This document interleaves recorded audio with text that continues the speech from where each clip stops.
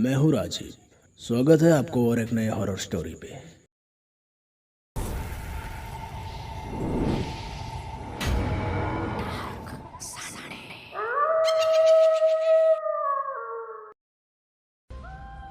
शेषाचलम की जंगल। बड़े बड़े चंदन की पेड़ों से गहरे इस जंगल में आज भी एक अनोखी इतिहास कैद हो रखा है। बाहर से सुंदर देखने वाली ये जंगल अंदर से उतना ही भयानक और जानलेवा बन चुका है। रात में तो छोड़ो, दिन में भी यहाँ कोई आने की हिम्मत नहीं करती। साल 2014, जिस समय लोग लाल चंदन की तस्करी किया करते थे, उस रात की एक घटना ने पूरी कहानी को बदल के रख दिया। आधी रात का समय था। पूरा जंगल अंधेरे से घिरे हुए थे। करीब 10-15 लाल चंदन की तस्करी करने वाले लोगों को एसीपी गोविंद और उसकी पूरी टीम ने उसी जंगल के बीच काउंटर करके मार गिराया, जिनका लीडर था पुष्पा। पुलिस ने उसे भी नहीं बख्शा। उनके शरीर तो मर चुके थे, पर उनके रूह अभी तक यहाँ भटक रही है। गांव वालों का कहना है कि पुष्पा और उसके साथी लोग जो उस रात उस जंगल में मारे गए थे, आज भी इस जंगल का हिफाजत कर रहा है। गलती से भी कोई अगर अंदर गया तो अगले दिन उसकी लाश ही मिलता था और उसकी पीठ में हाथ की पंजे की निशान। जब हालात गंभीर होता जा रहा था तो वहां की सरकार ने बैठक बिठा के एक जाबाज और बहादुर पुलिस टीम को वहां भेजने की फैसला किया। इस इन्वेस्टिगेशन का मकसद एक ही था कि आखिर क्या है उस जंगल में जहां से दिन प्रतिदिन लाशें ही बरामद हो रही थी। ACP Roma Sen, investigation officer, junior inspector Vivek और राकेश के साथ पूरे टीम को लेकर अगले दिन ही वहां पहुंच चुके थे।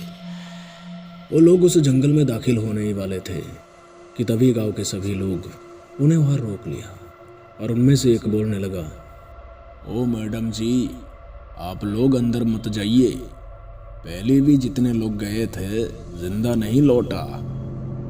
इतने में ही विवेक बोलने लगा, क्यों, कोई 30 मार का है क्या अंदर? और अगर होगा भी तो आज डर के भागना पड़ेगा। विवेक की इस बात को सुन के गांव वाले हंसते हुए बोलने लगे, 30 मार खा, ये तो छोटी साइज की मछली है, परंतु अंदर जंगल में जो मगरमच्छ है उसका नाम है पुष्पा। जो कोई आम आत्मा नहीं, बदले की आग में जल रही खतरनाक रूह है वो। मेरी बात मानो, लौट जाओ यहां से, वरना कोई भी जिंदा नहीं लौट पाओगे। इतने में ही राकेश बोलने लगा, है पुष्पा, मतलब 2.5 अक्षर वाले नाम की कोई औरत बैठे है क्या अंदर? मैडम, तब तो आपका आना जायज है। कौन है ये जिसके बारे में इतने गुणगान हो रहे हैं? अगर जंगल में कोई जानवर 2 कदम पीछे ले ले तो समझना शेर आया है, और यदि शेर ही 2 कदम पीछे ले तो समझ लेना पुष्पा आया है। पुष्पा सिर्फ 2.5 अक्षर का नाम नहीं, उसमें 250 हाथियों का बल है। बंद करो तुम लोग ये सब फिजूल की बातें हैं। ये कुछ तस्करों का काम है जो खुद के नाम से लाल चंदन की हेरा फेरी कर रही है। अरे मैडम, समझने की कोशिश कीजिए। आप लोगों की पुलिस टीम ने ही पुष्पा और उसके साथियों को एनकाउंटर करके मार डाला था। गोलियों की आवाज और उनकी चीखों से पूरा जंगल गूंज उठा था, जो हम पूरे गांव वाले साफ साफ सुने थे। और उस दिन के बाद हर आधी रात को उस जंगल से कुल्हाड़ी से पेड़ कटने की आवाजें और उनकी चीख साफ साफ सुनाई देता है। आपको मालूम भी नहीं, जिस आंधी का सामना करने आप लोग जा रहे हैं उसके सामने टिक भी नहीं पाएंगे। बात को मानिए। ठीक है, देखते हैं। आप लोग जाइए, बाकी हम संभाल लेंगे। ठीक है ठीक है, कुमार इन लोगों को रोको मत। जाइए जाइए मैडम, भगवान इनकी रक्षा करना। ऐसे भी रोमा इन बातों को बिल्कुल यकीन नहीं किया और अपने पूरे टीम को लेके जंगल में दाखिल हो रहे थे। जाते जाते उनके जूनियर इंस्पेक्टर विवेक राकेश को बोलने लगा, यार राकेश, यह पुष्पा है क्या? क्या सच में भूत है? तो राकेश बोला, पता नहीं यार, उसका नाम सुन के तो लगता है कोई औरत है, पर कोई बता रहे जानवर है। और उस बुड्ढे ने तो हद कर दी, इतने डेरिंग डेरिंग डायलॉग चिपका दिया, मैं साला खुद कॉन्फ्यूज हूँ। तो मुझे भी डर डर लग रहा है। Shut up. शायद तुम लोग भूल गए हो कि तुम लोग पुलिस वाले हो। अब मुंह बंद करके चुपचाप चलते रहो। जंगल के बीचों बीच पहुंचते ही बड़े से एक पेड़ के नीचे एक कुल्हाड़ी पड़े हुए दिखाई दिया। ये देख विवेक जाके उस कुल्हाड़ी को हाथ में लेते ही पूरा जंगल में एक अजीब सी हवा गूंज उठी। वहां की वातावरण धीरे धीरे बदलने लगी, जिसके करकराहट में सारे पेड़ हिल रहे थे। तेज हवा की झोंके से पुलिस की पूरी टीम जमीन पर गिर गई और तभी देखा उनके सामने पेड़ के नीचे एक तेरे कंधे वाला आदमी हाथ में कुल्हाड़ी लेके खड़ा है और उसकी पूरी शरीर में गोलियों की निशान। और एक भारी आवाज में बोलने लगे, पुष्पा नाम सुन के फ्लावर समझाए क्या? फायर है, मैं पूरे टीम को जला डालूंगा। अपने जान प्यारी है तो निकल जाओ यहाँ से। जिसे देख विवेक और राकेश की भी हालत खराब हो गई। वो दोनों बहुत ही डर रहे थे, पर ACP Roma Sen full confidence के साथ गन तान के खड़ी थी और बोली, देखो, तुम जो भी कर रहे हो ये सरासर गलत है।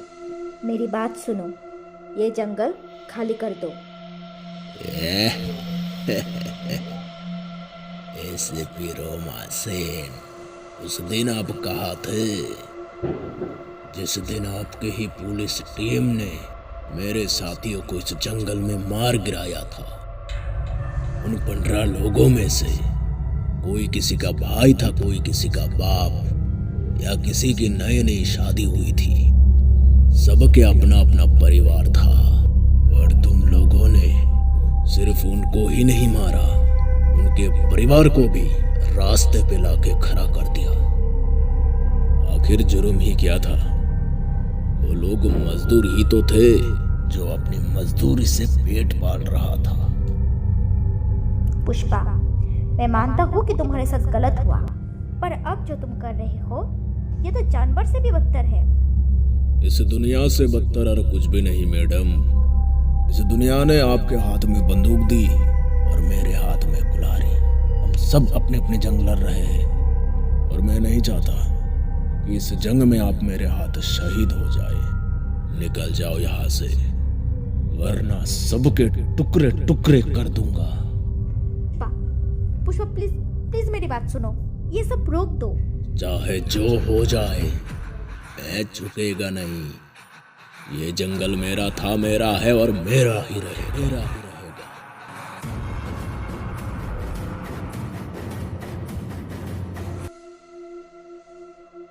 राकेश डर डर के बोलने लगा, भाऊ, वो दादा, उस दिन तो हम नहीं थे, वो लोग तो कोई और था, तो हम पे क्यों गुस्सा कर रहे हो?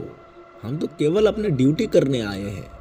हम आपके पैर पड़ते हैं, यदि आप जंगल खाली कर देंगे तो हमारी नौकरी बच जाएगी। बीवी बच्चे तो हमारी भी है ना, है ना?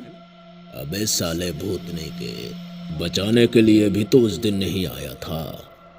और बीवी बच्चे, वो तो उन 15 मजदूरों की भी थे जिनको तुम्हारे लोगों ने बेदर्दी से मार डाला था। अब उनके इंसाफ के वास्ते कोई नहीं खड़ा हुआ तो मैं क्यों किसी को यहाँ आने दूंगा? सरकार के जितना जोर लगाना है लगा लो, आप उन छुपेगा नहीं साला। ये सब करके तुम खुद साबित कर रहे हो कि तुम एक बुरे आत्मा हो और बुरे आत्मा का कोई इंसाफ नहीं होता पुष्पा। ओ मैडम, आप उनको इंसाफ चाहिए भी नहीं। जाओ, उसी को भेजो जिसने इस जंग का शुरुआत किया था। कौन? एसीपी गोविंद? नहीं नहीं नहीं, वो तो मोहरा था, उसमें उतना दम कहा। उसे चलाने वाले उस गर्दन को चाहिए मुझे। वो कौन? भंवर सिंह शिकावत। उस हरियाणवी की पिल्ले को लेके आओ, बाकी की कहानी मैं लिखूंगा। अब निकलो मेरे जंगल से।